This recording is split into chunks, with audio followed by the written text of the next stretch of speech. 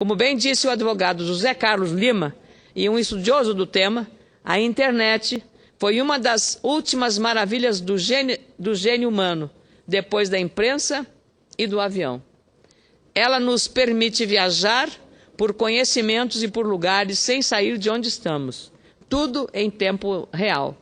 Conectados à rede mundial de computadores, podemos ir ao famoso museu francês Louvre ou mesmo andar virtualmente pelas belas avenidas de Paris, como a Champs-Élysées, ou visitar qualquer museu do mundo, o Hermitage, lá em São Petersburgo, ou o Prado, em Madrid, ou o MAN, aqui, o Museu de Arte Moderna do Rio de Janeiro ou de São Paulo, ou essas preciosidades que nós temos, esta rica Amazônia, a diversidade sociológica, antropológica desse imenso e maravilhoso país chamado Brasil.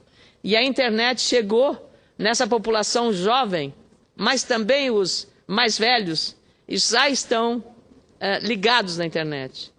Conheço um senhor de próximo dos 86 anos, seu Luiz Salles, lá de Júlio de Castilhos. Seu Luiz Salles, com 86 anos, dá aula de internet. E uma vez visitando a Suécia, onde tem uma embaixadora competentíssima, casualmente gaúcha, Leda Lúcia Camargo, ele queria que o filho dele, que estava junto comigo, e a Napoleão Salles e a Carla Salles, a sua mulher, fôssemos visitar o Museu de Ciências Naturais de Estocolmo. Porque lá, no acervo, estava uma obra de um sueco que esteve, no século passado, no Rio Grande do Sul. E nós procuramos e encontramos, ela não estava nesse museu, porque o museu, nessas obras raras, de que poderão se conectar às redes sociais, trocar informações e aprender por meio do chamado ensino à distância, o EAD, sem limitações de acessos, bloqueios de conteúdo, controles ou censura sobre a informação disponível na internet. Na opinião do especialista em internet Newton Braga Rosa, meu amigo, professor desde 1973 do Instituto de Informática da Universidade Federal do Rio Grande do Sul, o Brasil, um dos países mais conectados do mundo, precisa de garantias ao usuário e também às empresas para que seja possível a democratização da informação e o crescente acesso aos dados públicos disponíveis na internet. É preciso também atenção sobre a privacidade. Como diz a Declaração de Direitos Humanos, ninguém sofrerá intromissões arbitrárias na sua vida privada, na sua família, no seu domicílio ou na sua correspondência, sem ataques à sua honra e reputação. Nem ataques à sua honra e reputação. O contrário disso é caminho perigoso e tortuoso e que limita o pleno e responsável uso da comunicação e da troca de informações proporcionadas pelo mundo digital. Concordo com o relator do projeto do Marco Civil da Internet na Comissão de Meio Ambiente, Defesa do Consumidor e Fiscalização e Controle, CMA, aqui do Senado, meu amigo, competente e combativo senador Luiz Henrique da Silveira, do PMDB de Santa Catarina, quando diz que pretende observar os princípios da privacidade e da liberdade de expressão ao elaborar o seu relatório. E aí segue a linha do deputado Alessandro Molon. É importante, neste caso, ouvir a sociedade, as empresas, os especialistas, o governo e os senadores durante a tramitação da matéria. A Constituição da Internet, como já está batizada pela sua relevância, que na Comissão de Constituição e Justiça será relatada pelo senador Vital do Rego, da Paraíba, também muito dedicado e aplicado, precisa ser um marco convergente, eficaz, atual, com durabilidade e perene, como devem ser os marcos legais. Por isso, a importância de manter o respeito à privacidade e à liberdade de expressão como princípios norteadores e fundamentais desse importante debate. Nesta segunda-feira, aliás, o ministro da Justiça, José Eduardo Cardoso, defendeu a aprovação rápida do projeto de lei do Marco Civil da Internet, sem alterações aqui no Senado. Esta casa, entretanto, deve estar aberta às diferentes versões, se for necessário fazer alguma mudança para aperfeiçoar o projeto que veio da Câmara, esses ajustes deverão ser feitos e teremos a decisão política de fazê-lo com a brevidade possível. O que não podemos é abrir mão de uma responsabilidade que é nossa, assim como foi lá na Câmara dos Deputados. Nosso compromisso será o aperfeiçoamento da proposta, sem perder de vista princípios básicos constitucionais, como o respeito à pluralidade de ideias e os preceitos democráticos, princípios que fundamentaram o surgimento da rede mundial há 25 anos. A análise deste marco legal pelo Congresso abre caminho para que os internautas brasileiros possam ter garantido o direito à privacidade e à não discriminação do tráfego de conteúdos. E por que eu repito essa como se fosse mantra? Porque isso é fundamental. A privacidade, a neutralidade e essa transparência e essa responsabilidade.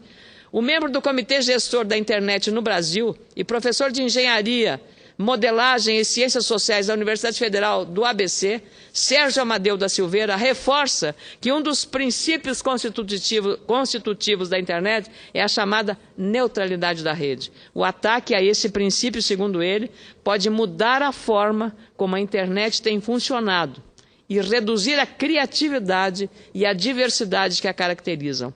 É preciso lembrar também que na internet toda a comunicação é feita por pacotes de dados. Pelo princípio da neutralidade, as operadoras de telecomunicações não podem discriminar os pacotes, nem pela origem, nem pelo destino, nem pelo tipo de aplicação. Não importa, segundo os especialistas, que o pacote informacional leve uma parte de um e-mail, de uma página da web ou de um vídeo. Todos devem ter o mesmo tratamento na rede. Há, a meu ver, outras maneiras de aumentar a lucratividade das empresas sem que elas interfiram nesses fluxos de informações. O ciberespaço ou cyberespaço deve ser um espaço para a liberdade responsável e também cidadã. As páginas e aplicações das empresas que fazem acordos comerciais com as operadoras de telefonia não podem ter tratamento diferenciado daqueles sites ou blogs menos privilegiados economicamente. Permitir viva a criatividade na internet é possibilitar soluções digitais para inúmeros problemas que não podem ser resolvidos de modo convencional.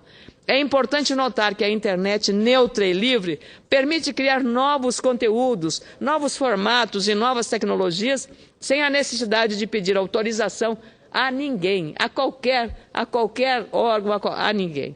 Se o princípio da neutralidade não existisse, como seria possível aos jovens Hurley, Chen e Karin lançarem em 2005 o YouTube, por exemplo?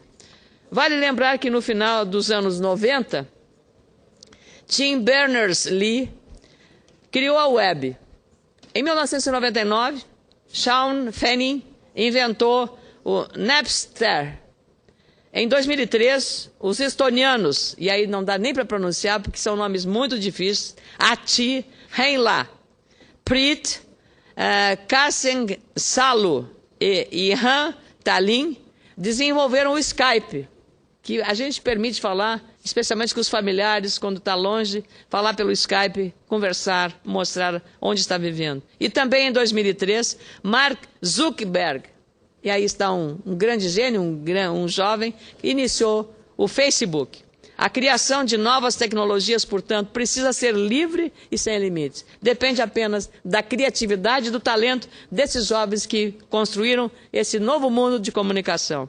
Isso é indispensável à inovação e ao desenvolvimento da ciência e das novas tecnologias. A internet não pode se tornar uma grande rede de TV a cabo.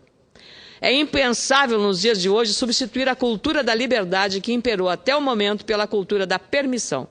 No Brasil, em 2009, o Comitê Gestor da Internet lançou uma resolução chamada Princípios para a Governança e Uso da Internet, em que reafirma a importância da neutralidade e esclarece que a filtragem ou privilégios de tráfego devem respeitar apenas critérios técnicos e muito éticos. Isso significa que os motivos políticos, comerciais, religiosos, culturais ou qualquer outra forma de discriminação ou favorecimento não podem barrar o conceito livre e democrático da rede.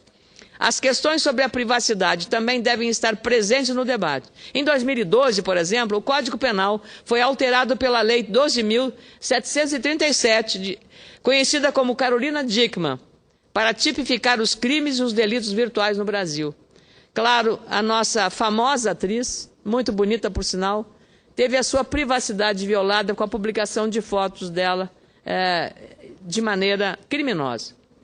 Foram ajustes necessários para dificultar as práticas cibernéticas ilícitas com barreiras à arapongagem, que aconteceu no Brasil recentemente. As denúncias que vieram à tona no ano passado, com o ex-analista de inteligência norte-americano Edward Joseph Snowden, que tornou público o episódio de espionagem pelos Estados Unidos, serviram para a sociedade brasileira cobrar práticas em favor da privacidade e de um princípio constitucional inalienável, cláusula pétrea de qualquer regime democrático e da nossa Constituição. Obviamente, não será possível, com o novo Marco Civil da Internet, acabar com todos os episódios de espionagem, nem com cada um dos casos isolados de levantamentos ilegais de informações, sejam comerciais, políticas ou pessoais.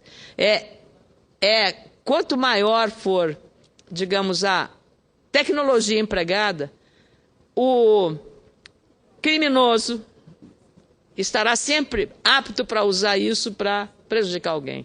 E aí é muito complicado, porque as nossas linhas de inteligência, aquelas linhas de inteligência e informação, têm que correr também junto para estarem preparadas para, logo em seguida, combater o crime cibernético ou o crime de internet. É preciso entender que no meio virtual, as informações não compartilhadas livremente e os usuários têm a oportunidade de abastecer a rede com conteúdos diversos. É uma responsabilidade compartilhada.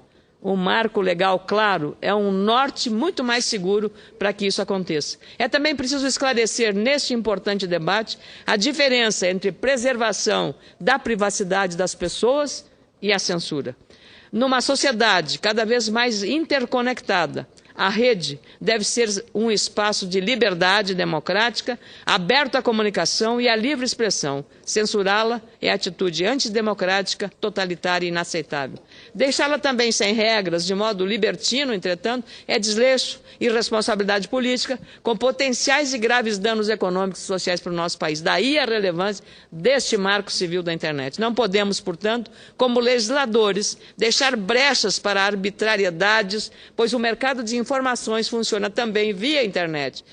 Já existem, inclusive, disposições legais previstas no Código Penal e na Lei 12.737 de 2012. Além disso, tramita aqui na Câmara dos Deputados o PL 1211 de 2011, de autoria do deputado Ronaldo Nogueira, do meu estado, do PTB, que regulamenta a profissão de detetive particular. Veja só, é preciso estabelecer limites para a atuação desse profissional em relação à coleta de dados.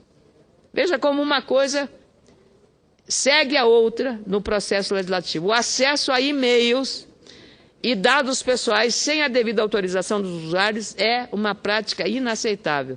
Como diz o sociólogo e professor da Escola de Comunicação e Artes da Universidade de São Paulo, Laurindo Lalo Leal Filho, há dois caminhos práticos e atuais para enfrentar os riscos e armadilhas da internet: educação e legislação. É importante a conscientização dos perigos envolvidos, por exemplo, da vida íntima, que podem ser usadas de modo criminoso por pessoas mal intencionadas. Relevante também é um marco legal, permitindo que a internet seja acessível a todos e não apenas a quem pode pagar mais por esses acessos. Como bem disse o advogado José Carlos Lima, e um estudioso do tema, a internet foi uma das últimas maravilhas do gênio humano, depois da imprensa e do avião. Ela nos permite viajar por conhecimentos e por lugares sem sair de onde estamos. Tudo em tempo real.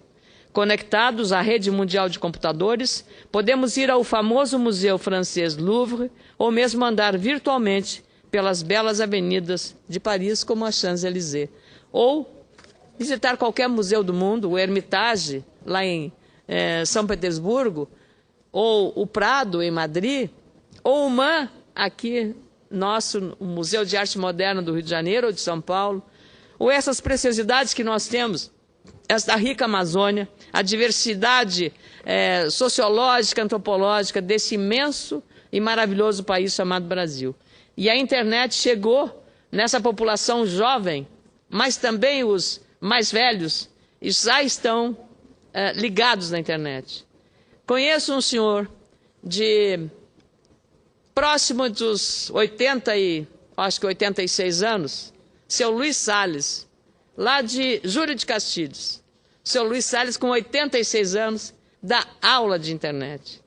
E uma vez visitando a Suécia, onde tem uma embaixadora competentíssima, casualmente gaúcha, Leda Lúcia Camargo, ele queria que o filho dele, que estava junto comigo, e Napoleão Salles e a Carla Salles, a sua mulher, fôssemos visitar o Museu de Ciências Naturais de Estocolmo.